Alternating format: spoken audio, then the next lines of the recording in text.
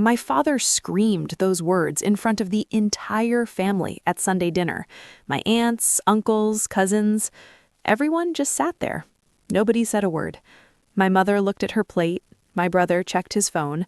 I had 20 minutes to pack my things and leave the house I grew up in. I was 24 years old.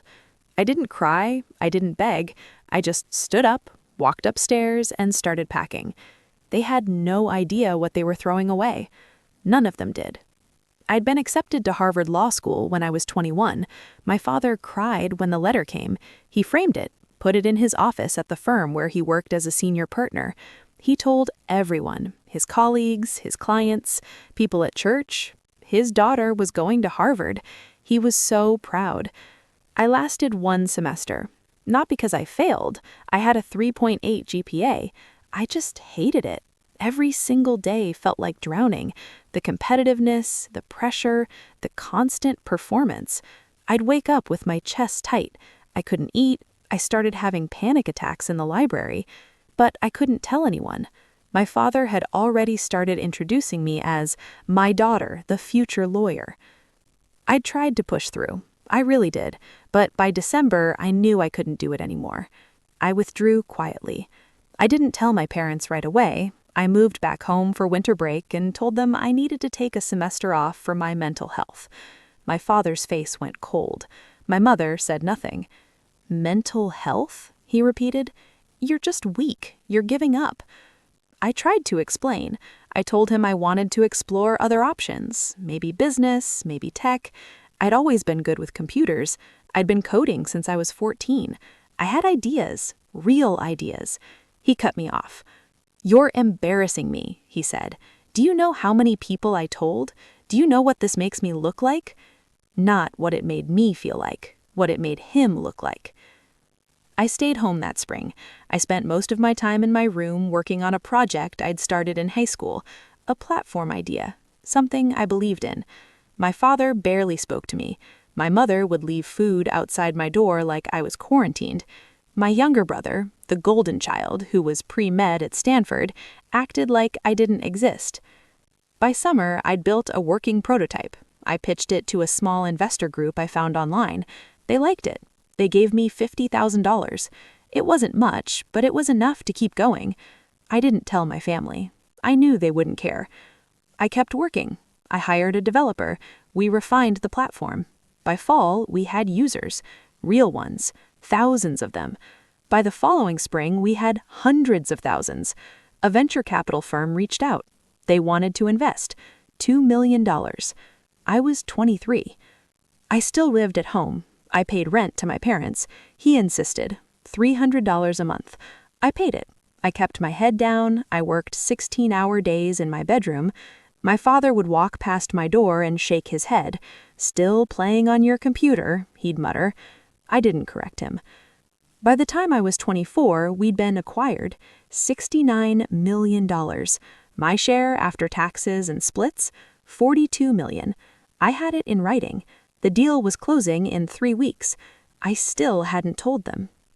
The Sunday dinner happened 2 weeks before the acquisition closed.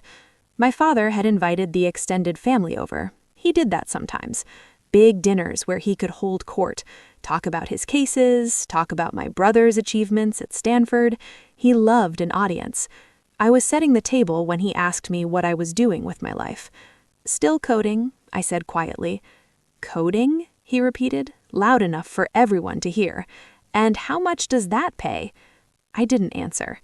"She lives in our house rent-free," he announced to the table. This was a lie. I paid rent every month, but I didn't correct him. She dropped out of Harvard Law, the best school in the country, and now she plays on her laptop all day. My aunt looked uncomfortable. My uncle sipped his wine. Nobody said anything. "I think it's time you got a real job," my father continued. "Your mother and I have been patient, but this is ridiculous. You're 24 years old." "I have a job," I said. "A job?" he laughed. "What job? Who's paying you?" I could have told him then. I could have explained everything. But something stopped me.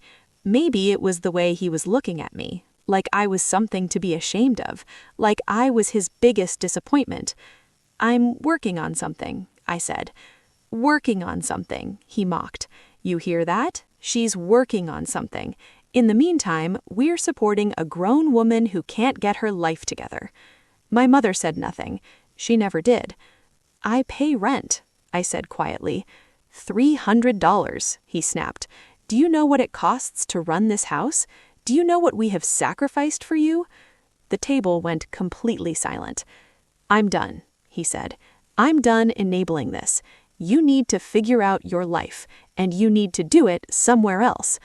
I looked at my mother. She was staring at her plate. "You're kicking me out?" I asked.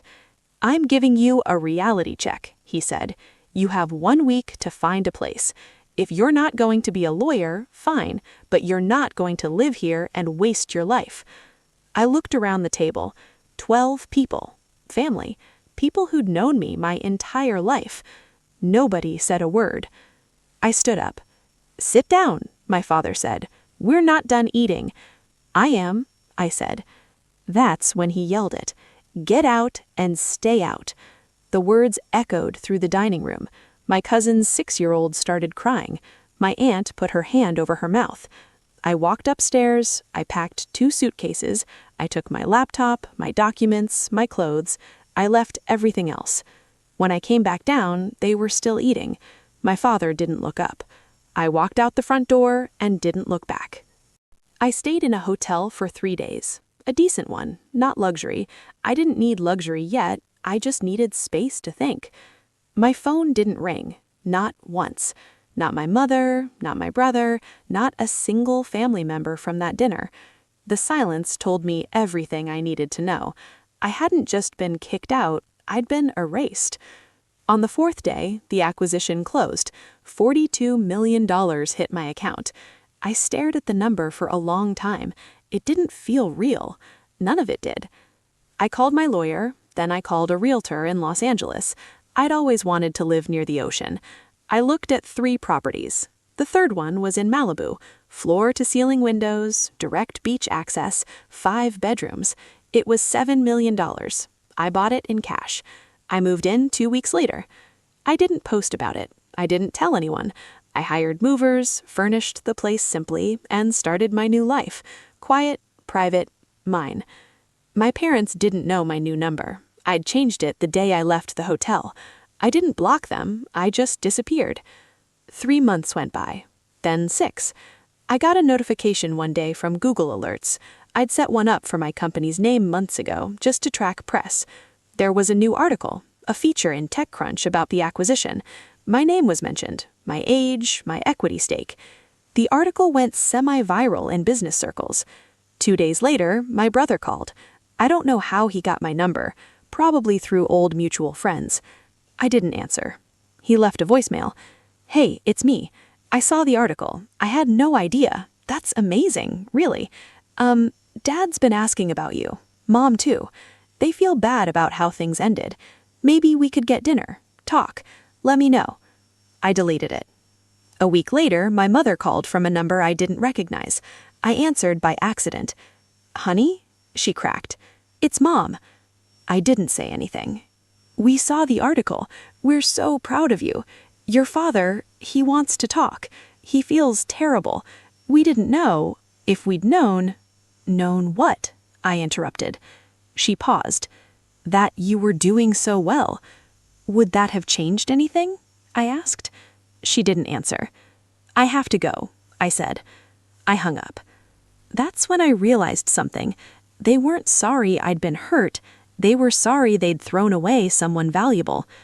My father showed up at my office 6 months later. I'd opened a small workspace in Santa Monica, just me and 2 employees, low-key, private, mine. Somehow he found it. He walked in wearing his expensive suit, the one he wore to impress clients. My assistant tried to stop him, but I told her it was fine. He stood in the doorway. He looked older, tired. "I need to talk to you," he said. I didn't invite him to sit. "I made a mistake," he said. "I was too hard on you. I didn't understand what you were building. I'm sorry." I waited. "Your mother misses you. Your brother misses you. We're family. We should fix this. Why now? I asked. He hesitated. Because I was wrong. Because you've proven yourself. I proved myself when I had nothing to offer. You just didn't care to notice. He looked down. I want to make this right. There's nothing to make right, I said. You made your choice. I made mine. You're really going to throw away your family over one argument? One argument? I repeated. You humiliated me in front of everyone. You kicked me out. Nobody called. Nobody checked if I was okay. For 6 months, I didn't exist to you. We didn't know. You didn't know I had money, I finished. That's what you mean. If I'd been struggling, you still wouldn't have called. He didn't deny it. I think you should leave, I said. He stood there for a moment. Then he walked and walked out. I never